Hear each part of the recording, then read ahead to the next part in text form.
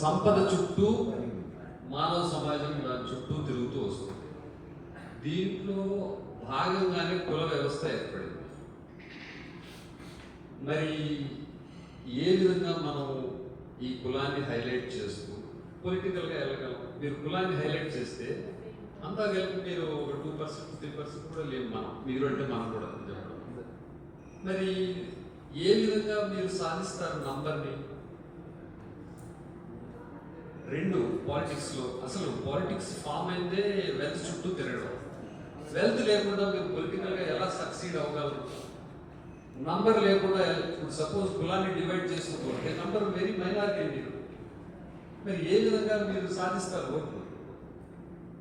రెండోది వెల్త్ లేకుండా ఎలా పాలిటిక్స్ రన్ చేస్తారు? వెల్త్ క్రియేషన్ మీ దగ్గర ఏముంది? వెల్త్ మానవ సమాజంలో క్రియేట్ అయింది. ఫస్ట్ బేసిస్ ఏంటంటే భూమి లేదే మనం పనులు చేసుకుంటూ బ్రతుకుతున్నాం. భూమి ఆధారంగానే వెల్త్ క్రియేట్ అయింది. భూమి లేనప్పుడు, వెల్తే లేనప్పుడు నువ్వు పొలిటికల్గా ఎలా సక్సెస్ అవ్వగలవు? తర్వాత కాలంలో ఇండస్ట్రియలైజేషన్ అనేది మళ్ళీ వెల్త్ క్రియేట్ చేస్తుంది. మరి ఇండస్ట్రియలిస్ట్గా ఉన్నాము మనము, అది లేదు.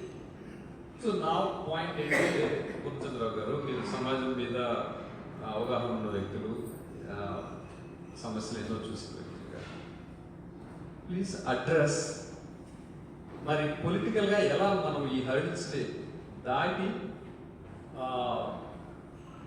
పొలిటికల్ హక్కులు పొందగలం అనేది ప్లీజ్ మాట్లాడాలని నేను కోరుతున్నా.